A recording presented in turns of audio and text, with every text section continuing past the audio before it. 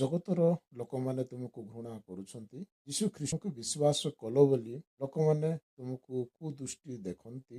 ଜଗତ ତୁମକୁ ଘୃଣା କରିପାରେ, କିନ୍ତୁ ପରମେଶ୍ୱର ତୁମକୁ ବାଛିଛନ୍ତି। ବାଇବଲ କହେ ଗିଦିଅନ ଜଣେ ଗରିବ ଓ ଘୃଣାଯୋଗ୍ୟ ବ୍ୟକ୍ତି ଥିଲେ, କିନ୍ତୁ ପରମେଶ୍ୱର ତାଙ୍କୁ ତାଙ୍କ ଶତ୍ରୁମାନଙ୍କ ଉପରେ ବିଜୟ ଦେଇଥିଲେ। ପିତର ଜଣେ ମତ୍ସ୍ୟଜୀବୀ ଥିଲେ, କିନ୍ତୁ ପରମେଶ୍ୱର ତାଙ୍କୁ ମଣ୍ଡଳୀର ମୁଖ୍ୟ ପ୍ରସ୍ତର କରିଥିଲେ। ଦାଉଦ ସବୁଠାରୁ କନିଷ୍ଠ ଥିଲେ, କିନ୍ତୁ ପରମେଶ୍ୱର ତାଙ୍କୁ ଇସ୍ରାଏଲର ରାଜା କରିଥିଲେ। ପ୍ରିୟ ବନ୍ଧୁ, ତୁମେ ନିଜକୁ ବହୁତ ସାଧାରଣ କିମ୍ବା ବହୁତ ଛୋଟ ବୋଲି ବିବେଚନା କରିପାର, କିନ୍ତୁ ପରମେଶ୍ୱର ତୁମର ପ୍ରକୃତ ହୃଦୟକୁ ମୂଲ୍ୟ ଦିଅନ୍ତି ଓ ତୁମ୍ଭ ପାଇଁ ତାଙ୍କର ସର୍ବତ ଇଚ୍ଛା ଅଛି।